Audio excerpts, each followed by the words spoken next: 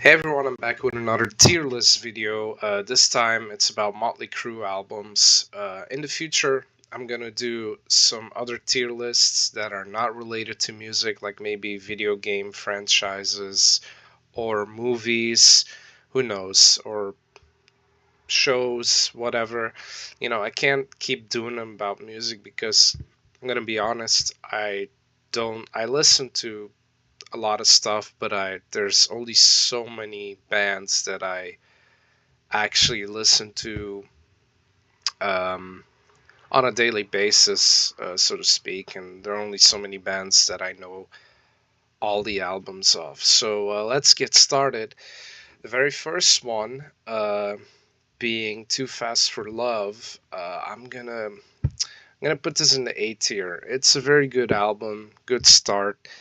What's keeping me from putting this in the S tier is maybe, well, there were some throwaway songs in this, like On with the Show, Merry-Go-Round a bit. There weren't really any hit songs, maybe apart from Live Wire. Um, Piece of Your Action is, I think, my favorite song on that album. Come On and Dance has a great riff, but it's kind of ruined by, I don't know, by Vince Neil's vocals, in my opinion. It's a bit weird. It's like a super heavy riff, and then Vince Neil starts singing like, I don't know, like a girl on her period. But it's a good album. I definitely listened to it multiple times, and let's get going to the next one. So, Shout at the Devil. Obviously, I have to give this an S tier. It's by far their heaviest album and the closest they came to actual metal, to like, I don't know, to like proper metal, not just being glam metal. Um, from start to finish, this album is not only just mean and rough, but also has hit songs like Shout at the Devil itself, and then Looks That Kill, probably my favorite Mötley Crüe song, a song that I can listen to every day, multiple times, and I won't get sick or tired of hearing it. Bastard is also a very underrated song. It's really heavy, fast paced. Too Young to Fall in Love. Then there's a weird little instrumental in the middle. God Save the Children from the Beast, I think it is. But it's really dark and gloomy, and it fits the album so well. Maybe the only song that's, I'd say it's kind of out of place, would be Danger. I don't know. Danger is that kind of song that's, to be fair, Vince Neil has some great vocals on, but the song is just kind of forgotten because it's not really eh. Um then the only song I'd say is really, I really don't like, is Red Hot. I actually don't know how it came that popular. It's really, the chorus is just fucking annoying to me. But rest of the album is great. Okay, let's move on. In comes the first shittier album, which is Theater of Pain, and I'll give this a C tier. Theater of Pain, I mean, like most Motley Crue fans will tell you, this album was kind of the turning point from them being more metal to, yeah, just being a glam band and trying to make more poppy tunes and sounding more polished, and they dressed up like, yeah, like proper girls, and it was kind of weird. If you were a Motley Crue fan because of Shout at the Devil, then this album kind of offended you. It really, yeah, it gave you a reason to get bullied at school if you told people you were a Motley Crue fan and this album dropped. But no, on a more serious note, this has some good songs like Home Sweet Home, Smoking in the Boys' Room, which is a cover, but it's really cheesy. I don't really like it. And there's Fight for Your Rights, which is an underrated song, I think. Um, City Boy Blues. Actually, I'm gonna give this a B tier. You know what? I named like four songs that were actually good or decent, so I'm gonna give this a B tier. It's not as bad as some of the other albums I'm gonna get to. Um, but yeah, it was a lot of filler. The sound was really polished, not heavy at all. Um, Again, Mick Mars, just his riffs were kind of overlooked because of the polished sound. But yeah, let's skip forward to another good album or a great album. Um, actually, actually, I think I might give this an S tier. You know what? I'm gonna give it an S tier because fuck it. Why not? It's my fucking tier list. I know a lot of fans don't really like the album or not that much, but I'm gonna explain to you why it's an S tier album. First of all, the sound. The sound of the guitars, the drum, the mixing. I showed this to a friend of mine who knew absolutely nothing about Mötley Crüe. Like, he doesn't listen to metal overall. Like, he mostly listens to blues and stuff like that, more softer things. And he listened to a couple of songs from this album, and he was like, "Wow, I really like the mixing. The mixing is so fucking good." I was like, I know, right? The guitar sounds right, the drums, the bass, the vocals, like even Vince Neil had this kind of nastier tone in his voice. I don't know what it was, but he sounded more rowdy. And I loved it. And the songs are great as well. Like you have Wild Side, Girls, Girls, Girls, Dancing on Glass, I think is underrated.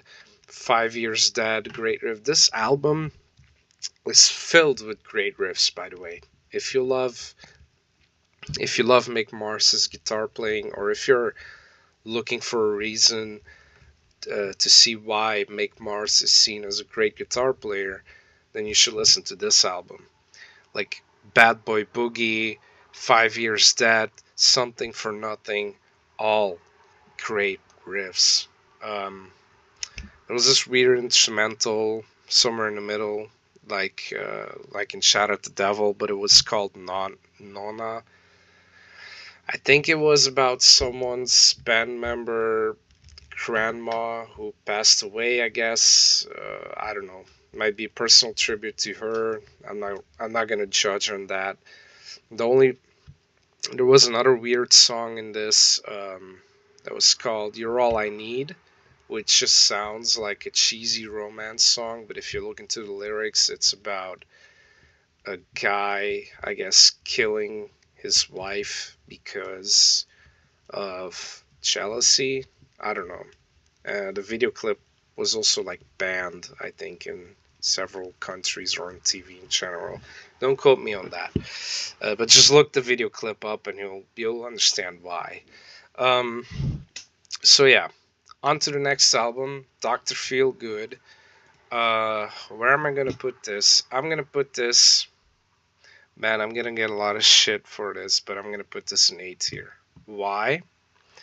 Why? Okay, I feel like there's more filler on this album than on Girls, Girls, Girls. Fight me on it. I mean, just okay. Let me pull up the track list here. Let me pull up the track because surely there are some bangers on this album, like Doctor Feelgood, Kickstart My Heart, Same Old Situation, Rattlesnake Shake, which I really like. But there's just so much filler on this album. Let me pull it up here. Um, Time for Change. She Goes Down. Actually, no. You know what? I changed my mind. I changed my mind again. I'm gonna give this an S tier. There is less filler on this album than I remember. Okay, the only filler is Time for Change. The other ones, Don't Go Away Mad. I mean, it's a ballad, but it's great. Even Without You, another ballad. I would be kind of against this, but it's a great song. Like the guitar is also great on that song. You should totally listen to it.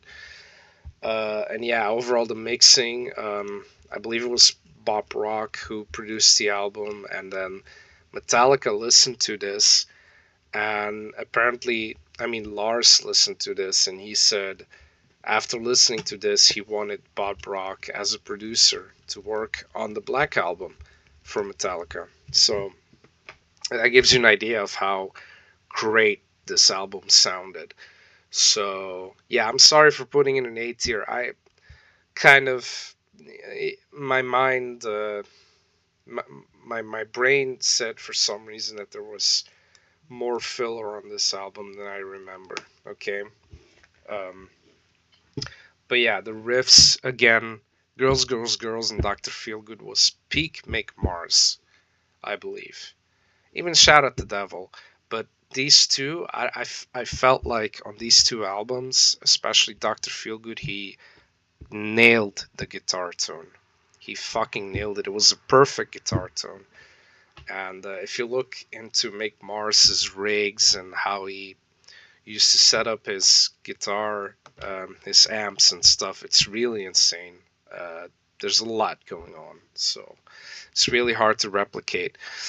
But let's move on because we're wasting time here. There are not many albums, so the next album is the first and only album without Vince Neil. Um, Short history: Vince got kicked out of the band, or Vince left the band, depending on who you believe. Let's say they mutually disagreed, and yeah, there was a lot of shade being thrown from both sides, I believe. And they got this other singer, I forgot his name, but he actually, unlike Vince, was a professional singer. Like, he just didn't have the high pitched voice, but he knew how to control his voice. And the problem with this album, it just doesn't sound like a Mötley Crüe album. It sounds like some alternative rock band, maybe grunge-ish. I don't know. It's kind of weird. They're not. There aren't really any songs that stand out to me. There are two songs that I can listen to, but I don't think they're really great from this album. So, which is Hooligan's Holiday and I think Hammered. So I'm gonna give this a C tier. I'm really sorry. I know there are a lot of fans that say, "Well, this was the best Motley Crue album. They should have continued without Vince." I'm sorry. I say that's bullshit. That just means, listen. That just means you like a totally different genre. Okay, you like grunge or you like alternative rock, and yeah, then it's no wonder you love this album and say it's better than the rest. But I don't believe it is. Then we had the return of Vince Neil, Generation Swine. I don't know. Another shitty album, I believe. Uh, Mainly, I think, due to the reason that most of the material was written for the other singer and not Vince Neil. But then management wanted Vince Neil back because, like, fans and attendance. The attendance record dropped really bad when Vince left the band. And I don't think it's mainly because of Vince, but because of the drastic change in genres. You know, this was all, I'd say, maybe hard rock. No, not hard rock. I'd say glam metal. Um, you know, maybe the first album was glam punk, which is an actual genre, and it's great. But you know, this was nothing like the other albums. So I can understand why the drastic why a lot of fans dipped out. You know, after this. Then we had we had Generation Swine, which I'm also gonna give a C tier. I really, there's not really any song I like on here. They even, I think they redid Shout at the Devil. I don't know if it was this album or yeah. I have to look it up. See, these albums are so meaningless that I really have to fucking look up uh, which one it was. Uh, Let me see. Shout at the Devil. Generation Swine. Yeah. Wasn't Generation Swine. And after they did this version of Shout at the Devil, which sounded different, the riff was different in the verses. After they redid the version, that's the only version of Shout at the Devil they ever played live, I think, from then on, which I think kind of sucks. I really, I don't know. Then we have New Tattoo, which I'm just, I don't know, man. I'm gonna give it a D tier. Nothing great on this album. Nothing good at all. And let's just fast forward to the last one, which is a total piece of shit. I'm sorry. Especially due to the fact that apparently the members didn't really play on this. There were like ghost guitarists, I guess, or whatever the fuck you want to call them, like studio session players playing on this. So yeah, um, I'm not really gonna waste any time on these albums. They just suck, my opinion. I only listened to them once, and once was enough. There's no repeat in the future. So overall, I think these four albums are really worth listening to if you never properly listen to Motley Crue. I'd say give them a chance, even if, there's a lot of controversy with the band now not playing actually live, like playing with backtracks and backing tracks, and even there are a lot of claims that Nikki Sixx is lip syncing, like he's not really playing the bass, whatever. But these four albums are great stuff, and I believe they definitely have their place in the comp, let's say in the compilation of best '80s music. You will find Motley Crue in there. So thank you for watching, and I will see you guys in the next video. Bye bye.